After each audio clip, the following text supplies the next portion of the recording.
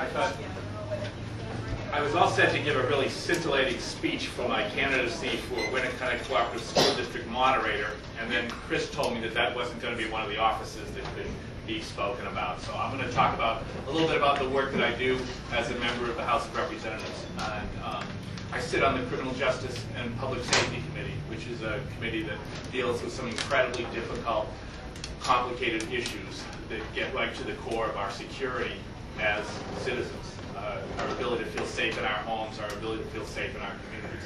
And it's a challenging time, and we have a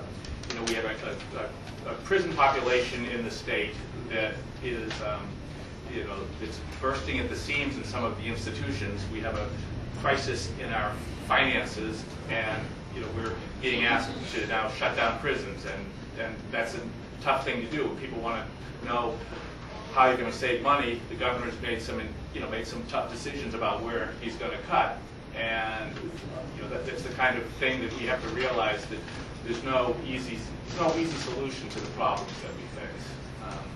Anyway, one issue that I care a lot about is crime and victims of crime, and I'm pleased that this week the legislature, the House, passed a bill that for the first time will increase the compensation that victims of crime get under the state. New Hampshire should be proud about being first in the nation in the presidential primary, but we're last in the nation in the amount of compensation that we provide to victims of violent crime. And this week we took a step forward by increasing the amount of funds that will be available. This doesn't use taxpayers' funds, it doesn't come out of the general fund. The monies that come to help crime victims come from the fines that are paid by those who engage in criminal activity. And so it's kind of almost a user fee.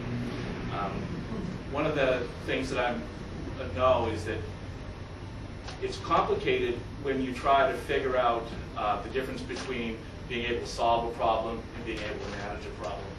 And right now we're in a triage situation. I think we're all holding on to do the best to try to manage the problem, but we have to make some tough decisions in the coming year about how we're going to actually solve the problems long term. And I hate the property tax.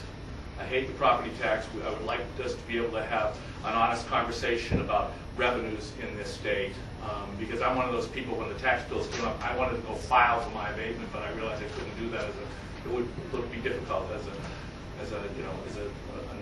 public official. And I hope we have an honest conversation about that in the coming months, coming years. That's it. Thank you.